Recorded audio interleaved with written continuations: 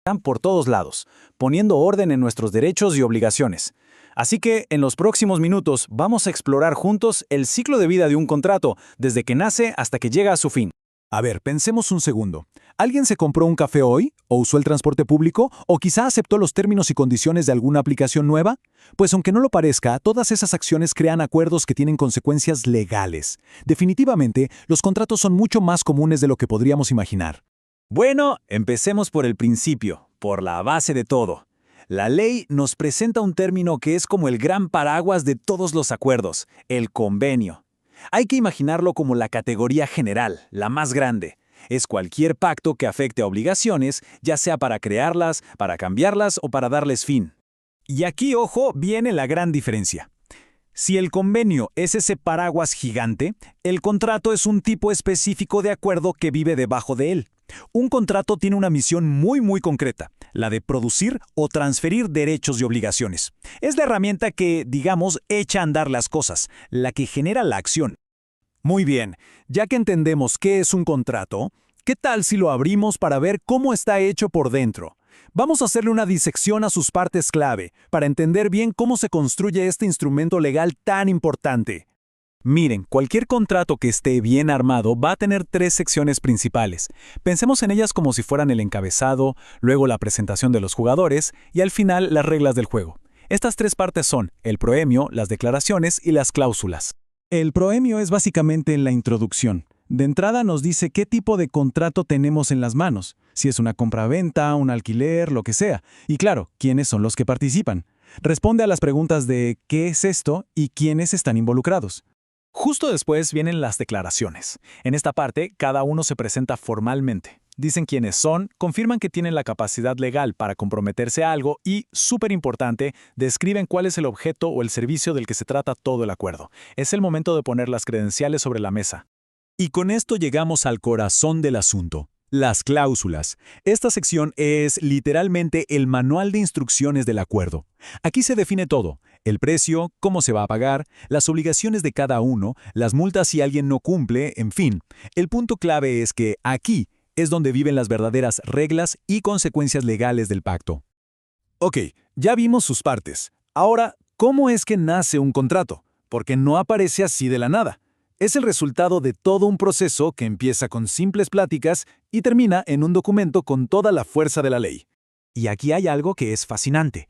Resulta que, incluso antes de que se firme nada, en plena negociación, las partes ya tienen una obligación, la de actuar de buena fe. ¿Qué significa esto? Que no se pueden levantar de la mesa y ya, sin una buena razón, porque se entiende que hay un pacto de seriedad implícito.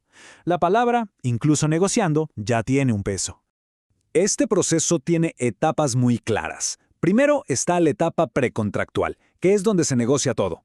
Luego se llega a un acuerdo de voluntades. Y finalmente sucede lo que se llama el perfeccionamiento, que es ese momento mágico en que el acuerdo se vuelve una obligación que se puede exigir legalmente.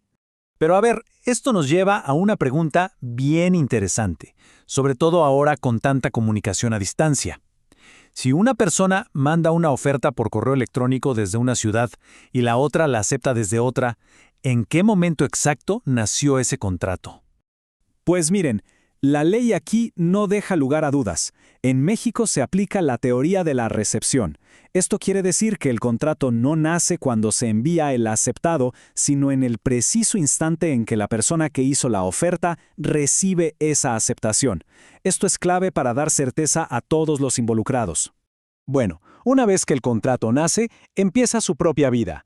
Y esta vida puede ser ideal o puede tener sus complicaciones. Vamos a ver ahora qué pasa durante su ejecución y cómo es que llega a su fin. El escenario perfecto, el final feliz, es el cumplimiento. Aquí es donde todas las partes hacen exactamente aquello a lo que se comprometieron. El vendedor entrega, el comprador paga. Y listo, el contrato cumplió su misión con éxito.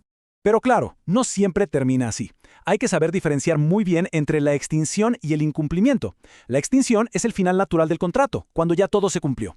El incumplimiento, por otro lado, es cuando una de las partes falla a su palabra y rompe el acuerdo. Y cuando hay un incumplimiento, la parte afectada tiene herramientas para defenderse. Puede ir con un juez y exigir el cumplimiento forzoso del contrato, o bien puede pedir la rescisión, que es como deshacerlo. y en cualquiera de los dos casos, además puede reclamar una indemnización por los daños que le causaron.